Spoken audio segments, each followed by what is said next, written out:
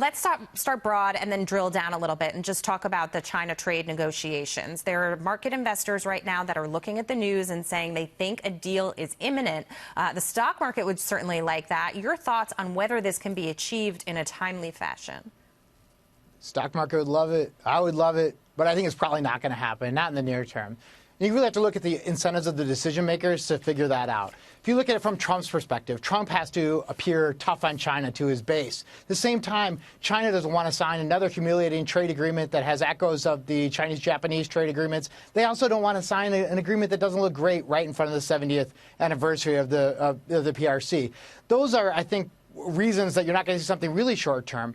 But I think you also have to look at it from China's perspective. They benefit from just stalling and waiting and going through the elections to see if Trump wins again and if they have to continue to deal with them. So I think the most likely scenario is that you probably don't see anything happening. You see a lot of stalling for the next 6-9 months. Okay, and, you know, it's when people don't want certain stocks that typically is the best time to get in them. You are standing by Chinese equities, and you're citing that as one reason why. But it's hard to, a hard pill to swallow when people are worried and nervous about the region. What's also interesting, though, is that China, at 11 times earnings, is one of the cheapest markets in the world right now. So make the case for me on why we should be bullish on China.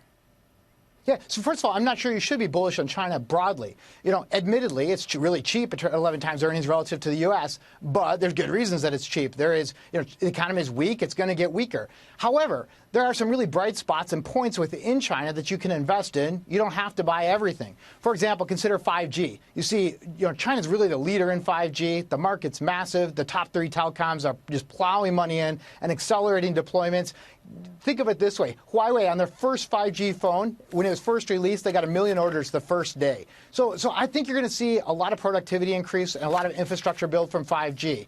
Things like healthcare. Rising disposable income is driving, and aging demographics, both of those things are driving increase in healthcare needs in China. I think that's going to be a great place. Also, a consumption upgrade. Despite some weak macro trends, consumers have more money to spend, and they're willing to spend it. So premium brands, even like premium beer versus cheap beer, those are the brands that are actually doing well in China. So I think you really have to be a little more selective. You got to be a good stock picker and go into China, and I think you'll do just fine because you're buying at valuations that is assuming some really bad news down the road. So there are spots that look really great. All right, Jim, great to see you. Have a wonderful long weekend. We'll check back in with you soon.